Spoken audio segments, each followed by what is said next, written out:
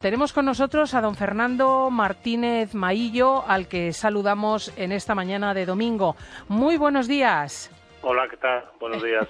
Encantadísima de saludar al coordinador general del Partido Popular en esta mañana de domingo y preguntarle cómo es posible, ¿no? ¿Cómo es posible que después de haber aplicado el 155, después de conseguir un ejecutivo tras un año sin gobierno, tras remontar la crisis y superar un cambio de monarca, el Partido Popular no coseche en las encuestas lo que ha sembrado? Bueno, porque son encuestas. El Partido Popular siempre en las encuestas no nos va demasiado bien y nos va un poco mejor luego a la hora del voto, ¿no? Por lo tanto, yo creo que precisamente los retos que hemos tenido que afrontar son de tal envergadura que quizás necesita un poquito de tiempo el valorar la importancia de la respuesta del Gobierno. Por ejemplo, el artículo 155, que hay que reconocer que fue una decisión dura y complicada, que supuso, entre otras cosas, el cese de todo un gobierno de la Generalitat, pues en Cataluña no se ha valorado de la misma manera como en el resto de España. Y yo estoy absolutamente convencido que en el resto de España se valora la acción del gobierno, impidiendo, además, no solamente con el artículo 155 que continuara el desafío secesionista, sino con estas últimas decisiones que han impedido, entre otras cosas, que el señor Puigdemont pueda llegar a ser presidente de la Generalitat. Yo creo que hay que dar tiempo al tiempo. A las encuestas hay que valorarlas en su justa medida y pensar que ahora mismo no hay elecciones a corto plazo y por lo tanto pues hay que valorarlas, pero no hay que tenerlas demasiado en cuenta. Pero también hay que tenerlas en cuenta, efectivamente. Y bueno, ustedes varias veces han subrayado que hay defectos de comunicación en el partido, que tal vez haya problemas de equipo. Ahora se aduce en las encuestas que lo que se rechaza es el liderazgo.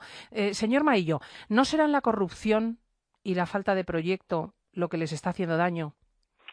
Vamos a ver, la corrupción, los escándalos que hemos vivido y estamos viviendo, que se están enjuiciando, aunque pertenezcan hace mucho tiempo, es evidente que hace daño. Vamos a ver, nosotros perdimos en las últimas elecciones muchísimos miles de votos precisamente por ese motivo, ¿no? Esa es una realidad, nosotros no lo hemos ocultado, es una evidencia, ese es uno de los temas que nos ha provocado una pérdida de voto importante, pero también le digo que el Partido Popular está haciendo su trabajo y sus deberes internos. Hemos aprobado normas internas de control mucho más exhaustivas. Las personas que ya, que están en procesos judiciales ya no están, se les ha expulsado del partido. Y mire, yo también le digo una cosa, es profundamente injusto que algunos traten de extrapolar el comportamiento individual de algunos a toda una organización. Yo me recorro toda España, por pueblos y por ciudades en este país, y hay una persona del Partido Popular en todos esos sitios, y le puedo asegurar que el 99,9% de la gente de este partido es profundamente honrada y que defiende el interés general, ¿no? Y esa es la realidad. Si no, hubiera sido imposible haber ganado las últimas elecciones después de una repetición de elecciones donde fuimos el único partido que mejoró resultados y escaños. Hablaba usted de que el señor Puigdemont ya no puede ser presidente, no está tan claro. El propio gobierno ha admitido que aceptaría una presidencia simbólica, siempre y cuando no estuviese ratificada por ningún documento ni tuviese ningún efecto ejecutivo. Pero además, el Sartadi acaba de comunicar en el diario Ara, hoy mismo está publicado y lo saca Europa Press, que ellos no aceptan presidencia simbólica ninguna, que antes irían a elecciones. O sea que realmente ese asunto está muy, muy abierto. Claro, es que los propios independentistas, con sus líos internos y la ambición personal del señor Puigdemont, pues está bloqueando e impidiendo una solución en Cataluña, ¿no? Nosotros lo que decimos es que solo puede haber un presidente elegido por el Parlamento. Es que es evidente, ni simbólicas ni no simbólicas. Un presidente con poderes ejecutivos conforme lo fija el Estatuto de Autonomía de Cataluña y el reglamento del Parlamento. Esto es lo que decimos.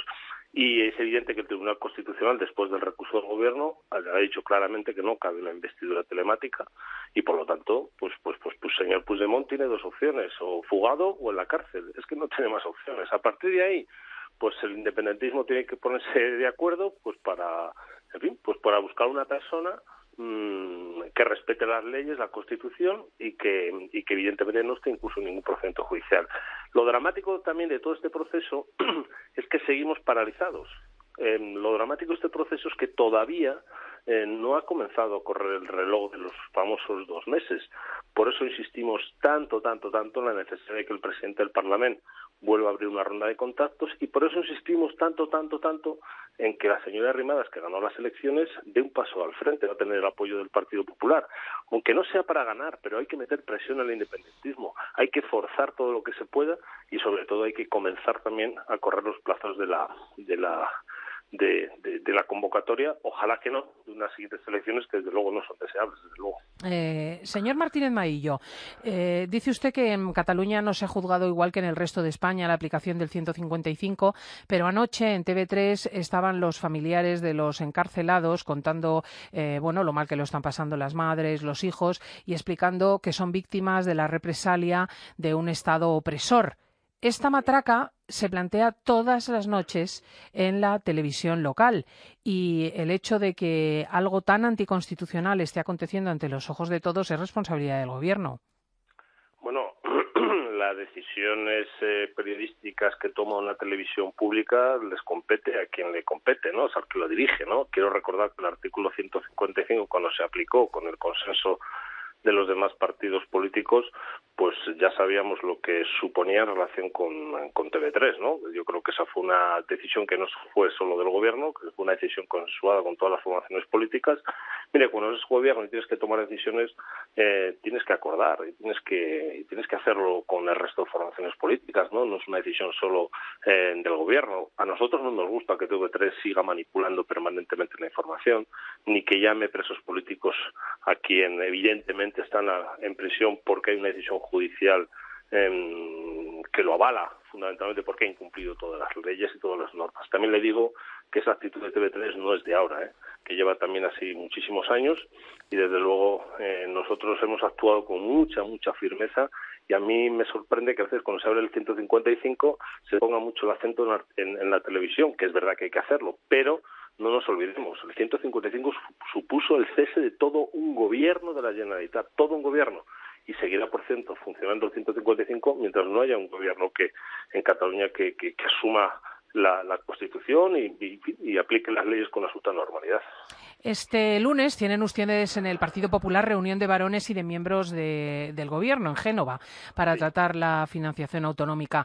También van a abordar efectivamente los datos del último CIS, según los cuales el PP ha perdido 7 puntos respecto a las elecciones de junio de 2016 a favor de Ciudadanos.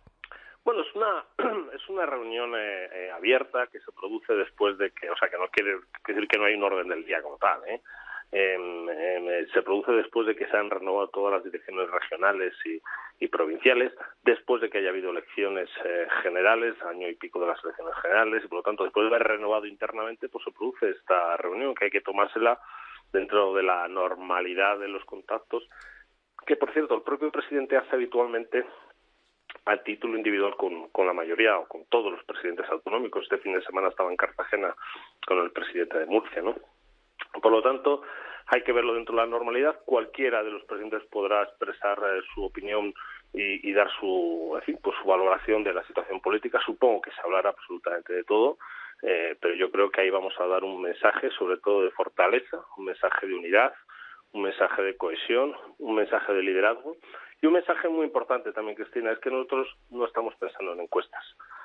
Ya sé que eso es lo que más genera debate público y en tertulias, es normal y lógico, e internamente también, no lo voy a esconder que la gente habla de esto, ¿no? Pero lo más importante ahora mismo, cuando no hay un horizonte de elecciones hasta el año 2019 y un horizonte de elecciones generales hasta el año 2020, pues realmente lo más importante es la iniciativa política y tomar decisiones por parte del Gobierno que puedan seguir siendo positivas para el conjunto de los españoles. Y lo de las encuestas, bueno, pues están ahí, pero yo también viví en el año 2015 encuestas parecidas que luego no se correspondieron con el resultado electoral. Todavía no se ha solucionado ni mucho menos la papeleta catalana y se ha abierto un nuevo frente, esta vez en el País Vasco. El PNV ha dicho públicamente que quiere incluir el derecho a decidir en el nuevo Estatuto Vasco. Habla de una bilateralidad con respecto al Estado. ¿Cómo afrontan este desafío? Bueno, pues por ahora son todo declaraciones o expresiones públicas que habrá que ver cómo se concretan. Yo creo que el Gobierno y el Partido Popular no somos sospechosos, de no defender lo que son los criterios básicos que aparecen en nuestra Constitución, como es que el derecho de decir lo tienen todos los españoles, no lo tiene una parte de los españoles, en la defensa de la unidad de España y de la igualdad. Por lo tanto, creo que lo vemos, en fin, todavía con la lógica preocupación porque en algún territorio de nuestro país, en este caso el País Vasco, pueda comenzarse un proceso que esperemos que no sea semejante al de Cataluña, pero también con la certeza y la fortaleza de que evidentemente este es un gobierno que es capaz de tomar decisiones, ¿no? En cualquier caso, estamos todavía en el ámbito de las opiniones, no estamos en el ámbito todavía de las aprobaciones de textos y por lo tanto ahí tenemos que ser prudentes, eso sí, mantener nuestra postura desde el primer momento. Claro, lo que pasa es que les puede costar a ustedes la aprobación de los presupuestos, el tener que negociar o no con el PNV y en cualquier caso puede ser una forma de subir la factura que van a tener que pagar luego en términos económicos para compensar el que no se produzcan estos pasos políticos separatistas. Bueno, pero el PNV sabe perfectamente qué cosas puede incorporar en una negociación y qué cosas no, y dónde están las líneas rojas y dónde no están. Y desde luego, cuando hablemos de presupuestos, hay que hablar de presupuestos y no de otra cosa diferente a los presupuestos generales del Estado, ¿no? Y por lo tanto, el PNV, que también es muy práctico a la hora de la negociación, aunque utiliza sus instrumentos de presión, como es lógico, sabe perfectamente hasta dónde puede llegar y el Gobierno es plenamente consciente que nosotros estamos dispuestos a aprobar los presupuestos generales del Estado dentro de una negociación, dentro de la normalidad y dentro de una gestión de la negociación de manera presupuestaria, y no puede haber otra cosa que no sea presupuestos. Por cierto, ya lo hicimos en el año 2017 y ojalá podamos conseguirlo también para este año 2018. En estos días, al menos esta semana, ha dado la impresión de que ustedes intentaban hacer frente a la ofensiva de Ciudadanos, al menos con dos medidas extraordinariamente populares. Una, la cuestión de la prisión permanente revisable y la incorporación de 5 nuevos supuestos. Y, por otro lado, la posibilidad de que la gente recupere el dinero invertido en los planes de pensiones de 10 años después. En el asunto económico, sin embargo, esto no es una forma de resolver la quiebra del sistema de pensiones. Es verdad que no está quebrado, pero quiero decir la gravísima circunstancia de que no nos va a llegar a muchos, por lo menos no en la medida que quisiéramos, ¿no? Rajoy pide a los españoles ahorrar con el tema de los planes de pensiones. Sin embargo, la deuda de las familias es enorme y los sueldos de muchos no están para ahorrar. ¿No resulta muy injusto cargar sobre la población la cuestión del ahorro? Bueno, yo creo que quizás esto pues no se está comprendiendo, entendiendo demasiado bien. Yo creo que hay que separar dos cosas. Por una parte, las pensiones públicas, que es un derecho subjetivo que tiene todo ciudadano después de haber cotizado durante muchísimos años, y es un derecho, por cierto, irrenunciable, que yo he cotizado como igual que usted, y yo espero cuando me jubile tener una pensión digna conforme a la cotización que hemos hecho todos en un sistema de solidaridad. El sistema no está quebrado, pasa por momentos de dificultad, evidentemente, como todos los modelos de solidaridad, en función también de las circunstancias económicas. El modelo de pensiones será más potente en la medida que tengamos más empleo en España. Por lo tanto, el criterio fundamental es el del empleo. Es verdad que se plantean algunas reformas. Hay un pacto de Toledo y una comisión para reestudiar las reformas. Nosotros hemos planteado que se estudie con carácter voluntario por parte del ciudadano la posibilidad de que se compute toda la vida laboral, no solamente en los últimos años. Por lo tanto, ¿es necesario hacer reformas? Sí, pero hay que dar un mensaje de tranquilidad y un mensaje de que este sistema de pensiones actualmente en España sigue garantizado, siempre y cuando sigamos generando empleo y creando nuevas posibilidades económicas para el conjunto de los ciudadanos. También tiene mucho que ver con la demografía, por ejemplo, es un tema que no se trata en España, no se habla de esto, y yo creo que es uno de los temas también más relevantes en nuestro país. Y otra cosa es el sistema de pensiones o los planes de pensiones, si se rescata como un instrumento de ahorro, evidentemente, para las personas que puedan ahorrar y también para las personas que después de 10 años pues quieran recuperar ese dinero, no solamente para cobrarlo desde el punto de vista de las pensiones, sino también para poder destinarlo a otras finalidades o la ayuda a sus hijos que están estudiando. En definitiva, el ahorro, incentivar el ahorro no es malo, pero no debe mezclarse con el debate sobre las pensiones públicas, que tenemos que seguir dando un mensaje de tranquilidad, de garantía, y también necesario el de buscar reformas para que en el futuro sean todavía mejores. Don Fernando Martínez Maillo, a veces realmente no tienen ustedes cintura. Recientemente le preguntaban a don Mariano Rajoy por la equiparación salarial entre hombres y mujeres. ¿Cómo es posible que en un tema de tanta sensibilidad social responda el presidente que no quiere entrar en eso? Bueno, yo creo que, vamos, en una entrevista radiofónica, pues probablemente cuando fue, por cierto, al final de la entrevista, pues yo creo que no es que no se le entendiera, lo que pasa es que yo creo que se habló o él lo interpretó más en clave, además yo creo que lo ha dicho públicamente, en clave de sanciones, ¿no? Como si se tuviera que sancionar, ¿no?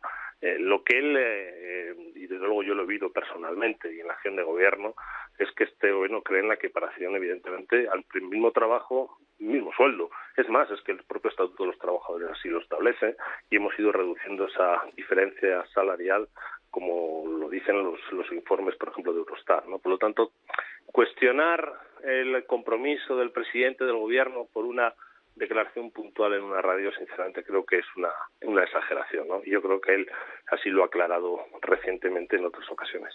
Una última cuestión. El señor Zapatero está haciendo una gestión en Venezuela realmente complicada. La Unión Europea ha establecido sanciones contra varios dirigentes de Venezuela. España tiene una casi ruptura de relaciones diplomáticas, una situación muy difícil, y se encuentra de repente con un ex primer ministro bajando por Venezuela y dándole abrazos a Maduro. ¿Cómo están en este momento las relaciones con el señor Zapatero? Vamos a ver, nosotros siempre hemos apoyado desde el gobierno, siempre se ha apoyado, en fin, los procesos de acuerdo y de negociación, ¿no? En Venezuela, ¿no? Pero con un ámbito muy claro, con un mensaje muy claro, ¿no? Y es que queremos para Venezuela lo mismo que es para España, que es el respeto a los derechos fundamentales, democracia, libertad para los presos políticos, y por lo tanto todo lo que sea desviarse de ese objetivo, pues no es un buen mensaje, ¿no? Por lo tanto, más que cuestionar la labor de mediación, oiga, mire, que eso, en fin, pues ya se valorará al final de todo el proceso. Lo que sí le digo es que cualquier proceso de negociación, sea quien sea el mediador, que siempre el gobierno va a apoyar una mediación, pero con este último objetivo tiene que conseguir estos objetivos, y si no, sin duda alguna, pues será una mediación que no habrá tenido ni eficacia y habrá sido una negociación que no habrá tenido ningún tipo de fruto. Don Fernando Martínez Maillo, coordinador general del Partido Popular, muchísimas gracias por haber abierto con nosotros fin de semana. Un placer, como siempre, Cristina. Muchas gracias.